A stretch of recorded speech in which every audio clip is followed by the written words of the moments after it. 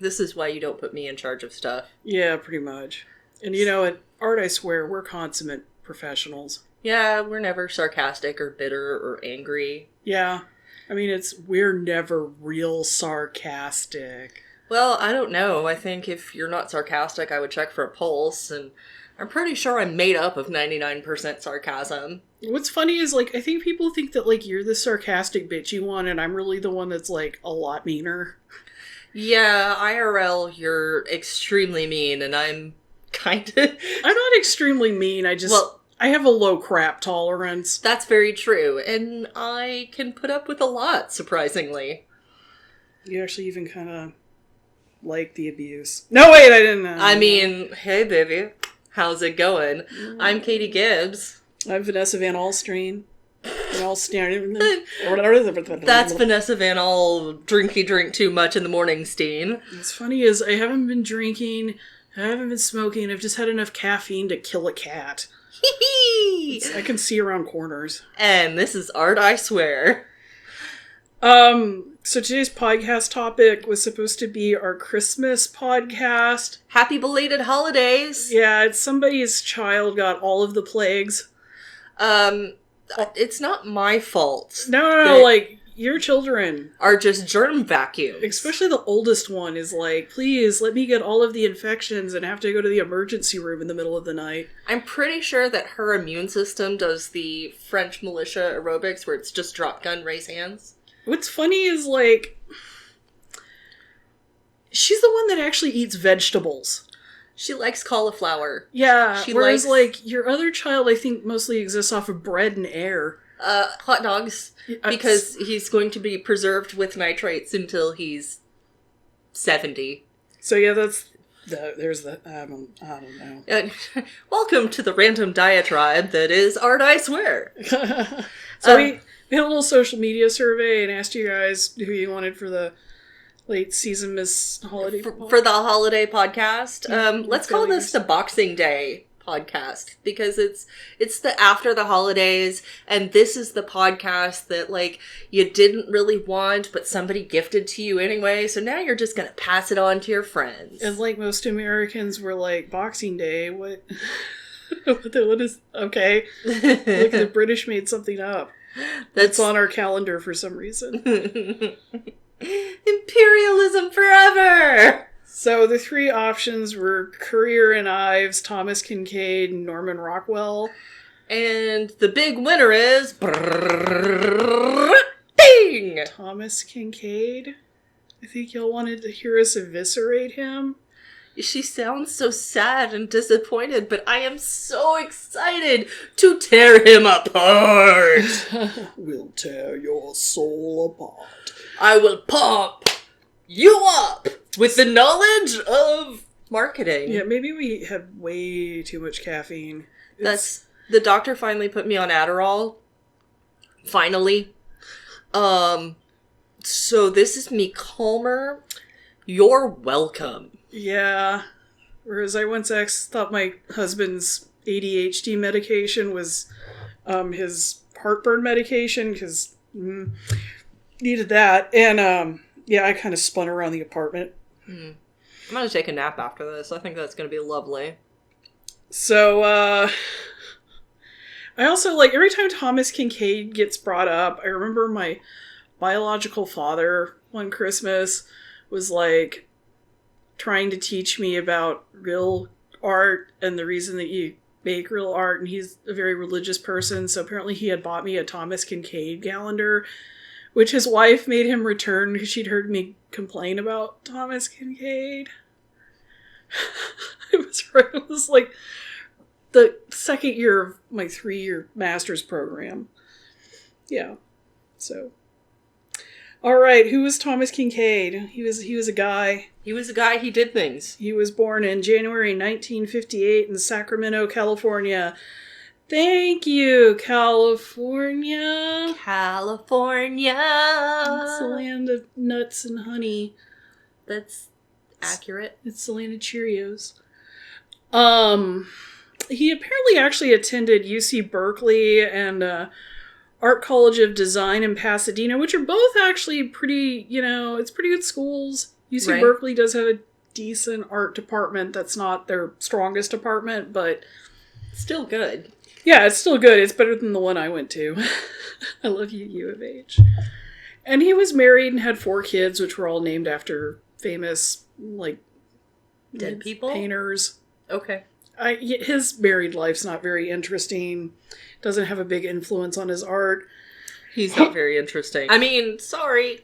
For those of you who are like, Thomas Kinkade sounds really familiar, if you've ever bought a box of cookies from Hallmark or a calendar or been to your grandma's and seen her like Happy Christmas anything, there's probably this like candlelit cottage in the middle of like a pastoral setting with a road going to it. And yeah, it could be a snowy setting, or it could be a springtime setting. And there's probably a religious quote with it. That's Thomas Kinkade, usually. And the quote that I always hear is, "Oh my gosh, have you seen what he does with light? It's amazing." He went by the painter of light. Apparently, if you bought one of his paintings and used this special lighting rig, it looked like the candles were kind of flickering inside, which is cool. And I've been told that they're actually pretty impressive if hung right, which is true of all art. Quit laughing. Men. Quit laughing at the dick joke. No. So You can't make me. I do what I want, Thor. Everything's impressive if it's hung right. Say that again. Everything is impressive if it's hung right. You're going to hell. You're going to triple hell for saying that during this. Ginger. Yeah, well. No soul. I mean, technically I paid for my soul. She still thinks that her Kia Soul counts as a, like, metaphysical soul. But it does. I paid enough for it. It is paid off. There's some philosophers who would argue that a soul is something that you in fact earn, that it is not intrinsically given. So actually... Technically, I earned my soul. Yeah, through regular payments and a high interest rate. Accurate. So, how did Thomas Kinkade get famous and fairly wealthy? Well, the subject matter is banal, unchallenging, and pleasant. Most people like things, especially in their homes, to look at that they don't have to put a lot of thought into. It's hard to be around a piece of artwork that is constantly challenging. And people also are naturally attracted to easily recognizable images. This is not an insult. This is just a fact. And also, like, great-grandma Gertrude can walk into your house and see that Kinkade painting and be like, y'all just have such good decorating taste. I love that Kinkade painter. Whereas if you put a Picasso up, Great Aunt Gertrude is going to go, I just don't understand what he's doing with them moving shapes and things. I also feel like there's like a moral value ascribed to realism versus abstract for a lot of people because we associate the lifestyle of the artist with the type of work that he or she produces. Yeah, we see Picasso, and it's fairly accurate to say he was a little bit of a hedonist. He certainly was. He was not faithful to any of his wives. And a lot of his kids have said not the best dad on earth, but Kinkade's stuff at least looks wholesome. We'll get into it. To say the man died of complications from alcoholism.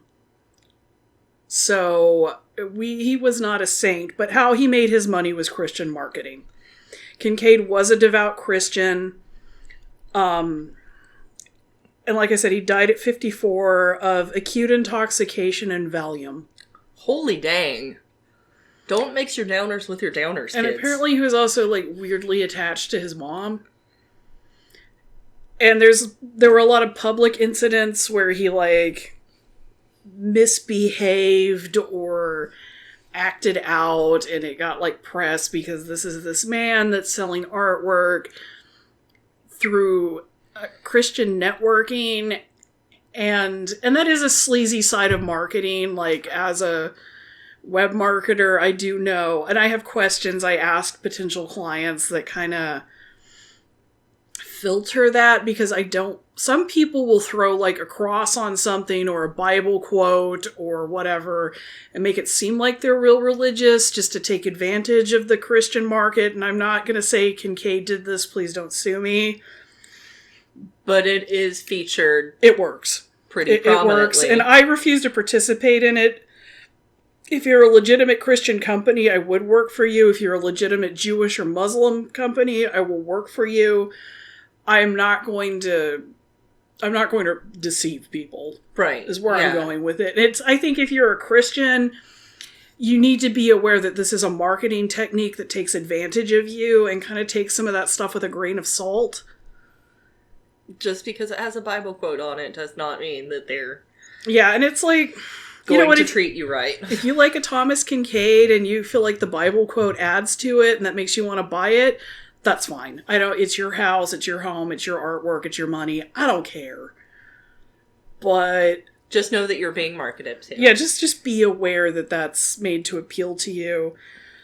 And what's interesting about Kinkade is that people ascribe this like true artistic value to him as well. And once again, it's that like moral thing between like abstract artists, modern artists, contemporary artists versus like what people see as, quote, real artists because they create realistic things. But, we did have a podcast on Jeff Koons, and part of the criticism of him is how mass-produced his work is. Kinkade's work is ridiculously mass-produced, and that's part of why the art world would tell you he's not a smart investment. No. This is the poster and print market. If you've seen that documentary Big Eyes that covers what was really a pop artist at the time that painted these... her husband claimed to have painted them, but she really did it. And there's a bunch of... we'll cover her at another time. But the poster and print market is strong. You can make a lot of money in it. There's a lot of creative professionals that do limited edition whatevers. It doesn't hold value. It doesn't hold value. Like, I was looking at buying a Koons that was mass-produced and in an affordable range for a Koons. Right. And then I realized it was in a... Then I realized it was in a limited edition of 2800. So your value is it's maybe if a lot of people like break or lose or damage them, it would increase in value significantly, but I didn't like it enough for the price versus the like future value. And I feel like Koons is kind of tricking people the way Kinkade did, and it's that these mass-produced pieces of artwork will go up in value, whereas like Kinkade specifically did a lot of stuff where he would print on canvas one of his paintings and then he'd come in and do a couple of brush strokes and just like jack up the price. And he claimed that he prayed over every painting, like him and his wife would get down on their knees and like thank God and bless it to go to you, but how real that... I mean, it's... If an artist doing that is important to you, I would ask you to consider that he's putting out thousands of these. So that's difficult to do. I need God's certificate of authenticity, please. You need Jesus to come down and sign it for you? Yes. Yes. In the blood of the heavenly lamb. It's a never-ending fount of ink. Sorry. We don't mean to be offensive on our Boxing Day episode. Yeah, it's okay. We offended a nice 73-year-old Catholic woman earlier. Shout out to Miss Phyllis. That's okay. You made me offend the nice 80-year-old man at the restaurant earlier, so... GD it, Bo, you don't know S about scripture. I hadn't met that man before, and that was my introducing line that I got to say to him. That's apparently what his Assembly of God sister used to say to him a lot. Shout out to you, Bo. I hope you don't sue me someday. He doesn't listen. I don't think Bo knows what the internet is. I love him. He's just like 86. I hang out at a diner with creepy old people because I'm weird. Because deep inside, you're a creepy old person. Yeah, pretty much. So, let's look at some art and kind of discuss, like, where does Kinkade get some of his ideas? Because I hope against hope, but if you've listened to this podcast and you've realized that there is no such thing as original creativity. You're always influenced by something. And part of the discussion with Kinkade we have to have here is that it's not real original painting. It's all been done before. He just managed to do it in a way that was mass appealing and once again found a market that's willing to purchase it with the understanding that it's Christian and wholesome. Now, does that mean the art does not stand up on its own? Well, yes. That's the question we're gonna answer. I think the first image set here is interesting. They're two street scenes. They're roughly Victorian. It's one's snowy, one's a kind of like a spring day. It's people moving about in their everyday life. Which one is the Renoir and which one is the Kinkade? I'm gonna say Renoir is the one with the more people, market scene, blue, spring day. That is correct. But you had to really look at them, didn't you? They both have the light impressionist brush strokes. They're both at a, quote, period of reality. The street lights are obviously electric. And there's considerations in here that would point to, like, this is electric lights that are not correct for the Victorian period. But otherwise, this is kind of... It's that 1 point perspective scene that you always draw in your drawing 1 and 2 class, where everything is, you're looking in the center of the street and you're looking down and everything goes to that one focal point. But the Renoir has more detail in it. The Renoir has a bolder use of color as well. Exactly. Kinkade's palette is much more muted. It's trying to aim for a sunset, almost like a Monet style, like sunrise sunset type thing. But there's not as many people and there's just not as much definition, even in the impressionistic pseudo style that he's going for.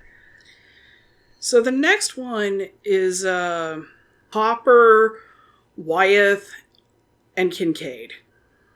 And what's going on with Hopper and Wyeth is during the Great Depression. Actually, I think those are both Wyeths, actually. Yeah, that is. That's two Wyeths and a Kinkade. So starting in here, two Wyeths and a Kinkade. So we're going to talk about Edward Hopper and Andrew Wyeth a lot. What's going on with Hopper and Wyeth is during the Depression, there's this American, like, realist painting that kind of starts to occur, but it's empty. It's empty and it's kind of alienating, and it's like the modern American landscape from the view of somebody that used to have these, like, old values and appreciated where America was going in the 20s and then lost it all. Because the Great Depression was depressing in many ways. It also has these muted tones so that your yellows have that aged feel to them, like aged parchment almost. Yeah, it's a yellow ochre is what makes that color. And like siennas and it gives you that kind of melancholy feeling that, like, you know, that the Great Depression, the the like Dust Bowl. I think exactly. Dusty's a good word for Wyeth's work. And the houses are far off in the distance. There's no lights. The paint's peeling in this one I picked. There's a road going to it through the grass. There's no pavement. The fence is dilapidated. And it looks like home, but it looks like when you get older and realize I'm never going to actually get to go home, when that statement makes sense to you. Right. It's like, I always think of the Muppet movie, when Gonzo sings, I know I'll go back there someday. That, like, false hope that, because you know you'll never go back, but you hope that someday you can at least make that for yourself. Right. And then compare that to the Kinkade, which is also a scene with the cottage, kind of on a hill. Instead of a road, really, we've got a river leading up to it. I think there's a little path over there. Yeah. The colors are all very vivid. Right. This is... I feel like seeing this in real life would be kind of overkill, because it's extremely vivid even on the screen. But I want you to imagine, turn those lights off. Like, look at the Kinkade And imagine if the cottage had the lights off. It's a lot like a Wyeth. I could see that. It's a Wyeth you can go home to. Well, either that or it's a creepy witch factory. And there's a witch in there going to put me in her boiling pot of stew. Well, what's interesting is one of the Wyeths I have selected for this is Christina's World, where it's a woman in a pink dress who's she's propping herself up from her torso, and she's looking at houses that are way off in the distance. The woman that's actually a portrait of is paralyzed. Oh, baby And girl. that's why it's called Christina's World. Right. So it's helplessness. Whereas I think any figure in the Kinkade painting, though, is the, like, wholesome welcome. So it's interesting to me that he kind of took that, like, alienated seclusion from a Wyeth and figured out how to make it go home. So it does reference this period of American painting. That's where he got all the names for his kids from. But uses it in, like, a subversive way almost. Right. Like, if I'm going to give him credit, I'll give him credit there. The next one we're going to look at is a Kinkade and a Hopper. These are both American churches, supposedly. A Hopper was from New England, and I feel like the painting's really going to reflect that. The Kinkade is an American church with another sunset. This, amazing, vivid play of color into the sunset and the with church clouds and it's Gothic revival, Yeah. which plays into the Victorian, whereas the church that's in the Hoppers here is, like, gabled, and I think that's actually a farmhouse, but it was listed as a church. Anyways, but that's actually more what, like, a church from that period would look like Exactly. clapboard and white and real simple. Right. Because it was there for worship, so it didn't have to have that kind of austerity. Well, and you're those old churches, you're a immigrant that's coming in to settle, like a pioneer. You're not. You're trying to get something up quick. Right. But I think it's interesting to compare the two because, once again, turn the lights off in the Kinkade. Yeah. And that's a very different painting.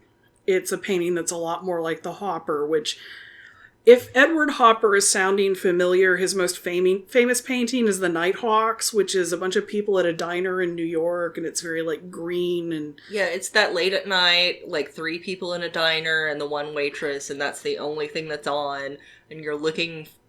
And your perspective is looking in from the outside. Yeah, and and that's one of the reasons I wanted to bring these parallels in, is I feel like Kinkade still has that, like, third person kind of, like, point of view of, like, looking in from the outside. You're approaching home. With Kinkade, you're approaching a happy home. With Hopper, it's the depressing banality of reality. The nostalgia feel, that kind of old touch to your roots, I think. Because Hopper has, again, a more muted palette than Kinkade, because I feel like part of Kinkade's style is to incorporate all these vivid colors to try to burn your retinas. But I think Hopper's is more poignant, because you still have the focal point is more on the church and this, and this construction, whereas with Kinkade, it has a church in it, but your focal point is initially, for me, the sunset. So scroll down to the next one, which once again is a Hopper versus a Kinkade. The next two are. Okay. So I think we can kind of look at those together. The Kinkade is a interior of a church with the light shining in, painter and light, blah, blah, blah. There's a... It's a man sitting in the pews of a long Gothic style. Yeah, that is a Gothic style. The windows are arches. There's a vaulted ceiling. Right. All the way to my Renaissance art teacher would kill me. Whatever. To the front. Where the nice pastor or priest or what altar? Yeah, the altar. But, you're the perspective for the viewer is that you're in the back. You see this man sitting in one of the back rows of the pews. All this golden light is filtering in. The stained glass window up at the front is all lit from the back, so you can see this, play of color and light. The man does have his shirt rolled up and overalls on over a white shirt. It looks kind of like salt of the earth type dude. His back's to you. Kind of blue collar, but in the middle of this. A person's there, but this is still your experience in the space. The hopper, do you want to describe that one? So again, with the muted palette, but it's, the focal point is a woman in red, and she's seated, and it almost looks like a hotel room or something. It's a very sterile room, and she's looking she's facing out the window. It's dark outside. There's a lamp in this room, but the lamp isn't on. Your point of the light source is just kind of this almost fluorescent looking light that's coming in from the side that you don't see the light source. You still feel the quality of the light. Exactly. And I'd also like to point out that the red dress and the hat and the shoes she's wearing, this is modern to 1930s, 40s America. This is a nice dress for that period. Exactly. It would be like you wearing the latest couture of whatever. Yeah, it's got some kind of like feathery or some kind of like around the back of her neck there. Yeah, like kind of a collar. Yeah. Fur or feather or something. I can't focus in that far. So they both have this understanding of light in the space and how light plays through the space and how the figure is alienating and causes you, the viewer, to feel like you're part of the room space. Also with the next one is one of his Sea of Galilee, where I guess he went to Israel. That's Kinkade. And then a hopper that's a man working on his yard outside of the house. The figure is very minimal. Kinkade uses a looser brush palette for this, more like his impressionist style ones. But you both still have this very isolated light point, and it looks like you've walked up on this moment in life. Right. And the Kinkade, again, has that feel of, this one is out on a beach, so there's a man kind of sitting out in front of some boats, facing the sea as the sun begins to go down again. With clouds and with everything. And then the hopper has the man like any Sunday afternoon with afternoon sunlight just kind of coming from the back of the house and highlighting him working on his yard. So let me ask you this, having looked at these, is Thomas Kinkade just a pop art version of modern American painting? I think so. You think that's fair to say? I think that would be extremely fair. I'm also going to read you I Am For from an artistic statement that was written in 1961 for pop art. I am for an art that is political, erotical, mystical, that does something other than sit on its ass in a museum. I am for an art that grows up knowing it is art at all. Strike that. Start again. I am for an art that grows up not knowing it is art at all, an art given the chance of having a starting point of 0. I am for an art that embroils itself with the everyday crap and still comes out on top. I am for an art that imitates the human, that is comic, if necessary, or violent, or whatever is necessary. I am for all art that takes its form from the lines of life itself, that twists and extends and accumulates and spits and drips, and is heavy and coarse and blunt and sweet and stupid as life itself. I am for an artist who vanishes, turning up in a white cap, painting signs or hallways. And this is Oldenburg, who's prominent pop artist, part of his manifesto on pop art. Totally Kinkade. Yeah. Totally Kinkade. He spits and drips and is unnecessarily sweet, and he's blunt. There's a very clear message. There's no underlying feel to it. It's kind of like looking at a painting and just being smacked over the head. Yeah. I mean, but how is that different from Warhol's Campbell soup cans? You know what? I hate that I'm making an argument for Thomas Kinkade, but looking at these, if If he'd have come out in the right period, he'd have probably I feel like Warhol did his to at least make a statement. Yeah, it was about consumerism. Right, exactly. Oldenburg did recreations of comic strips. Right. But how does... Kinkade's doing it to... I don't see the point behind Kinkade's aside from... I see where he draws his inspiration. And I see what he's kind of trying to... He's trying to make it marketable and trying to make it easy to digest. This is like spoon-feeding people art. But I don't see where he's trying to make an artistic statement out of any of this. But I'm for an art that grows up not knowing it is art at all.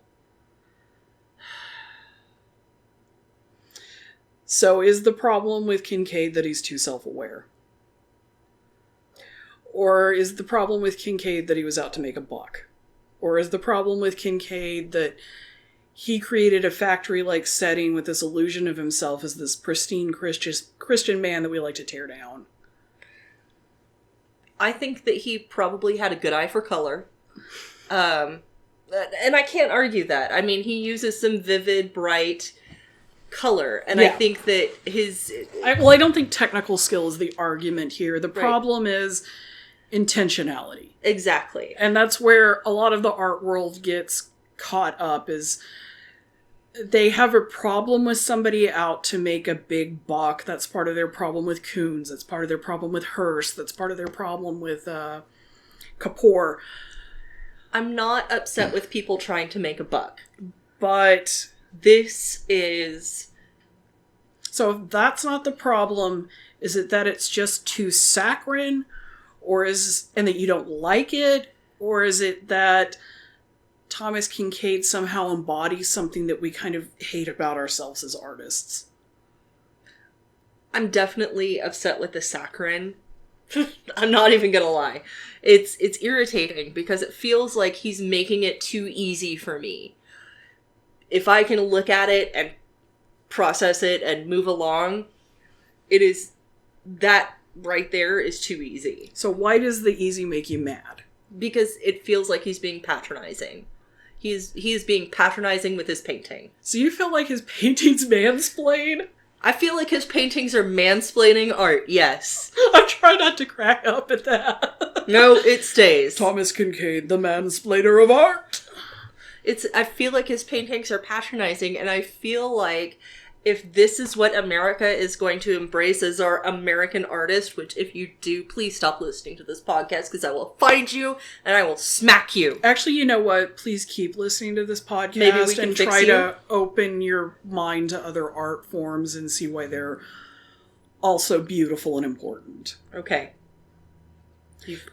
I will say that you have made me appreciate modern art more. Aww. Maybe not understand it all. But I appreciate it better. You know, if I were honest with you, I'd say there's a lot of modern art that I look at and I'm like, really, what were you thinking?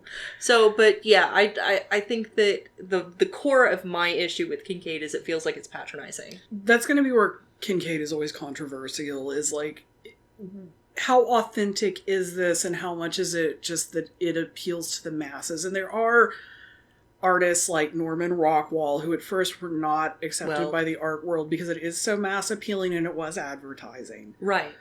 But, I mean, Toulouse-Lautrec was advertising and he still used art, and then... But Toulouse-Lautrec was still doing, like, experimental impressionist pieces. That's fair, and he was... It's a totally different time frame. One of the things, though, that hurts Kinkade's credibility, and I forgot to put this in the outline, I apologize... What if I told you that Kinkades are still being produced? Isn't he dead? Yes, he's been dead for several years. When did he die? Oh, I want to say like 2012-ish. Why? Acute alcohol poisoning and Valium. Oh yeah, that's right. How are they still making Kinkades? Rule, remember that I said that they're factory mass-produced? And you know what's funny is... Do they take his dead hand and, like, put in those few bits of brush stroke that still make it God, if they did, I would buy one. I would be like, please take his nasty dead hand and just make like a little print in there for me. If some of his skin sloughs off, that's even better. So is it gonna be like the monkey's paw, where like you go up to the painting and make a wish, and then like some of his dead skin cells slough off? No, it's when you say the prayer over the painting, the hand like cripples up a little bit more. Like one of the fingers bends down. And then when it's done, they're going to have to go cut up the other hand off the corpse and bring it in, and it's already going to be kind of withered because it's been down there for... Right. No. So, what's actually going on here is his factory never quit making things. The apprentices that did the bulk of the painting are still painting. And what's funny is let's take you all to art school right now. Hey, look, lots of debt. Boom. Yeah. That's erasing for me because we're going back in time. And early in your art career, I like pencils. I like pencils. Let's get a degree in this. So you will, at some point, have somebody that reads about the people that have gone and bought thrift store paintings and put in, like, sea monsters and stormtroopers. Or the one time I saw this done really well is there's a local artist named Cassandra Ermsweiler, and her work's more sophisticated now, but I love this period of hers. She watched a bunch of Rambo movies and started making Rambo stickers based on the movies and would stick them in those, like, real... kitschy thrift store paintings which look like Kinkade's. Sorry, not sorry. And those were great, but it was because it was like oversized like cougar fighting tiny Rambo who has a giant sticker knife, and then there's like something spelled out on the corner in sticker letters. That was fun. The Kinkade workshop, now Return to the Future, the table, yeah, look at us trying to make... Look. Was that a TARDIS? Were you made... Maybe. Were you the tard that was making a TARDIS? Don't judge me, monkey. Why am I a monkey? What else would you be? An angry albino hedgehog. You're not albino. In my heart, I'm albino. Well, that's assuming that you have a heart. You said you'd give it back. That was your soul. Oh, and I did. Anyways, we've both had way too much caffeine today. So... I'm running on 2 hours of sleep. Vanessa insisted we record today. Anybody who thought that this was going to be a good podcast and saw Thomas Kinkade, I'm sorry. I don't know what you thought. It was mostly... it was going to be a shit show from the beginning, and I hope that you realize that. For this podcast, I hope you realize that for the holidays, we were just trying to pick whatever podcast we were going to be ridiculous about. Because we're always so serious and uplifting, and... So, what is Thomas Kinkade's studio doing now? They have a deal with Disney. They are going through his back catalog of old works, putting Disney princesses, Disney characters, and Star Wars characters in his paintings. Katie's giving the microphone the finger. Two fingers. Two fingers. This is a double bird. Double birding it. So you can have your Darth Vader Thomas Kinkade. You can have your Mickey Mouse Thomas Kinkade. You can have your Princess Jasmine Thomas Kinkade. What do you think of that, Katie? I think it just highlights that Thomas Kinkade's work was all about marketability and not about art, and it's still fucking patronizing. How is that different from Jeff Koons? Jeff Koons actually had a point behind his, in that, the breath of life. So that air inside that creation is still, his works are still about life and death. I can actually follow that narrative through all of his work. Yeah, but if you just walk up on one of those balloon animals, and you just walk up on this pastoral landscape with like a Star Destroyer in the background, how are those different? I'm still gonna give that the, look, I'm not denigrating fan art. I own a shit ton I'm looking of fan at a wall art. with countless... I have gone to cons and specifically just to buy fan art. I know fan artists by name and I respect them and I love them, so I am not denigrating this at She has so many all. pieces, I've stuck googly eyes on them, and she only noticed when her wussy little daughter child felt honest and told her. you realize that this is the same child who yells at me because of my use of profanity. Yeah. She is the profanity. The car is in no cussing zone because of your 9-year-old. Yeah, the enclosed space and my profanity actually hurts her ears. She's 9. So no hate for the fan artists. We love you guys. Right. But so Jeff Koons is actually, and I realize he is not creating it. He is directing somebody to create it. I'm sure that's going to be in your tiny little 2-paragraph blurb next to your balloon animal dog. But it still has thought behind it. There is a reason behind this creation. Okay? Mm-hmm. There is, he has created this for a purpose. And if I walk up on a balloon animal not knowing the backstory, not knowing his whole life and death and how all that interplays, I will be disappointed.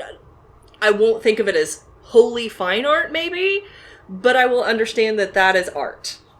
And if I walk up on a Kinkade, and it has a Star Destroyer in the background, but it has this beautiful play of light, it's still a marketing piece to me. Because you're using a pop culture item in what is obviously a Kinkade, because a Kinkade is a Kinkade is a Kinkade, and you can always tell.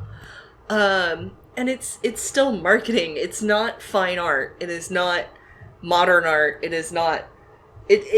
They're in 2 separate realms. One belongs like in a museum or a gallery or something like that, and one of this belongs on my wall full of crap. So, 1,000 years from now, one Jeff Koons has survived. One Thomas Kinkade has survived.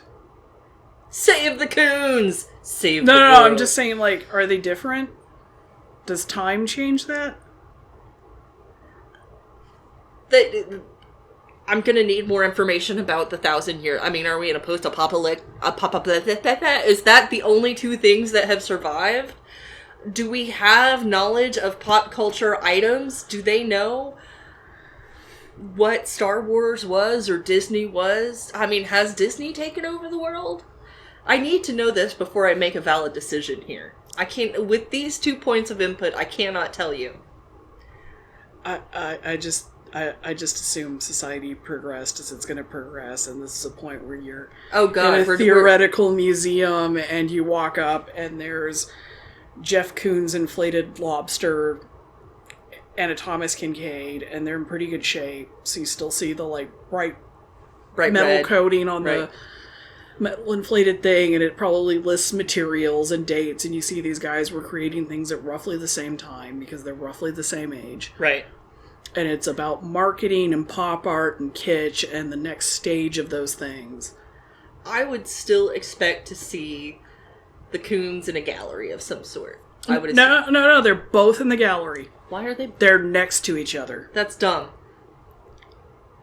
Well, this is the kind of thing you have to consider as an artist in the long run.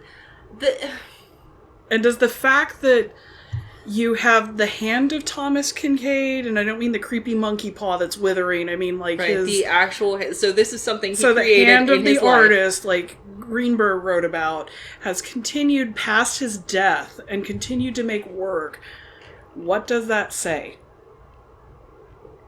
Does that invalidate it? Does that make his work more valuable? Does it make it more... I think it's interesting.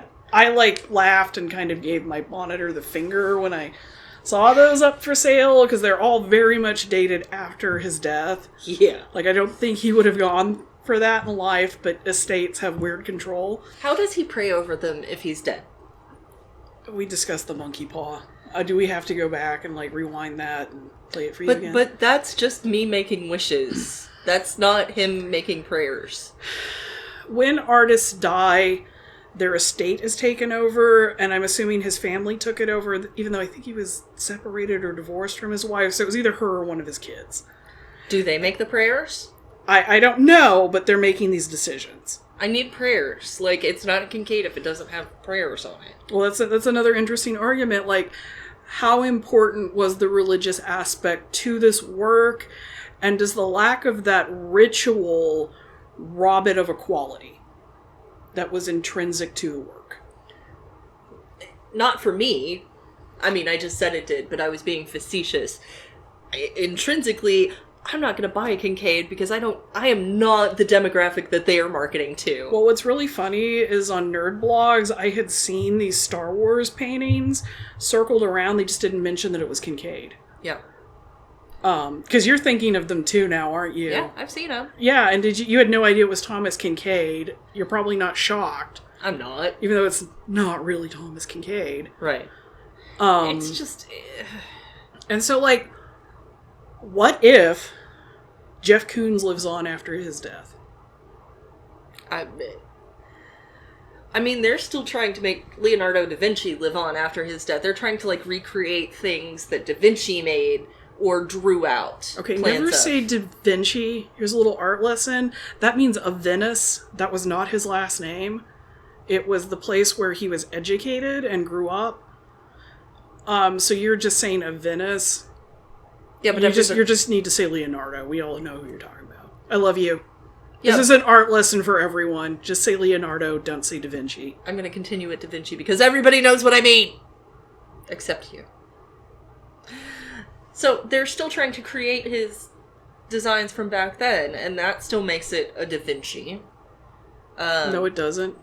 It makes it a reproduction. It does make it a reproduction of and, the Da Vinci and I think idea. that considering Koons after death and considering Da Vinci after death are two very different things, because number one, Leonardo never mass-produced work. He couldn't. Right. Even though some of his things were prints, so you could technically... But that's never what his work was about. Whereas the intentionality of someone like Koons or Kinkade is that it can be mass-produced. Correct. The quality and look of mass production is part of the work. So, and that's maybe the listener just needs to decide that for themselves. But I did just eye roll at the microphone. I did, and, but I think that's the interesting conversation that can come out of this. And I agree. We could have sat here and spent 45 minutes to an hour just dissing on Thomas Kinkade, but really that would have been about 5 minutes and then the sounds of us slurping on our Starbucks. Ugh. Blessings to Lindsay at the Josie and Hebron Starbucks. Blessing onto her red-headed, shaved head ponytail magic. She's beautiful and I love her. Ah.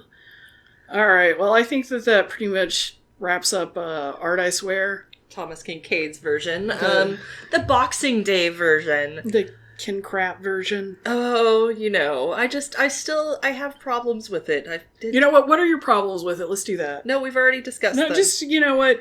Say what you think. It's not art. The bottom line is, it is artistic, but it is not art. It doesn't, to me, belong in a gallery because it is exactly what I said before. It is patronizing and it is false. It is made to be hung up in your house, in your living room, so that Grandma Judy or Grandpa Joe can walk in and be like, that's a pretty painting over your couch, and sit down and burp and fart for 2 hours while you feed them whatever you've tried to cook them to their special dietary needs, and then they can go home and be angry that you didn't, say you loved them enough. Can't argue with that. And I will say my problem with Kinkade is it's simple. It's too simple.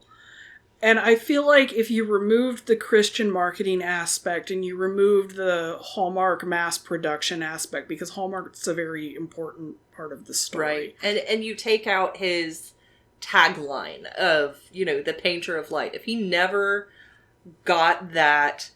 You would just find this junk at flea markets. Right. You would go to your local farmer's market, and this would be somebody who graduated from Palette and Pinwall. Though he did go to legitimate art college, his technique's very good, but this would not have ever sold for what it sold for. No. And, things are only worth what people are willing to pay for them, and things that are mass-produced in the long run very rarely retain their value. I can't stress this enough. If you're a listener and you're thinking about purchasing art, I applaud you. Your patronage is very important, no matter who it's to or what it is. But if you're purchasing thinking that the value is going to accrue and it's in an edition of more than 100, I would think very, very hard about the price. And, yeah. Yeah. That doesn't equate with comics, I suppose. Although I guess with New Age comics. No, actually, I mean, comics before the 90s, because what happened to comics in the 90s is that people started going back to their comic runs from before 1980. Like, I remember going through a box of my uncle's comics, and he had, like, the Batman where Robin died, and some other, like, very important comics that do still have some value. Or like your Spider-Man #1 from the 1930s. And the thing is... yeah, my cousin looked up the price because she wanted to maybe get her husband a nice gift. No. Yeah. The reason those are so valuable, despite the fact they are mass-marketed, is because kids would buy them, they would read the crap out of them, and they would throw them away, or they get abused, or they get turned into collages or birdcage liners. Right. And their production runs were cut. Right. So in the 90s, things like eBay come along and people start seeing the value of their old comics, so they started selling them like crazy and then buying them like crazy to resell, and this created a bubble. And Marvel and DC noticed this and start putting out special edition comics. Like, this is the ones with, like, the ridiculous holographic covers that, like, are in limited editions of 2000. I have Once some of again, those. if it's more than 100, worry about it. And then that bubble popped, because... everybody started treating them like gold and collecting them and not using them for birdcage liners. They're bagging them and hoarding them like they should have been to begin with. Comics after 1990 that have a high value... are few and far between. Yeah, you're not... Unless you're going for, like, a knockoff indie comic that suddenly becomes popular real quick. Yeah, like so your original Teenage Mutant Ninja exactly. Turtles, or The Tick, or... Right. That's, hell, even knockoffs of the original Teenage Mutant Ninja Turtles, if it's a good plagiarism of said comic, it is actually worth money. There is a market for knockoff original Teenage Mutant Ninja Turtles back when it was black and white and visceral and... There's a knockoff for market, or really good forgeries for the fine art, so I'm not shocked. Another place that this bubble is happening right now as I speak, January 2017, retro video games. Yeah. There's a massive bubble in that. If you want to start collecting retro video games...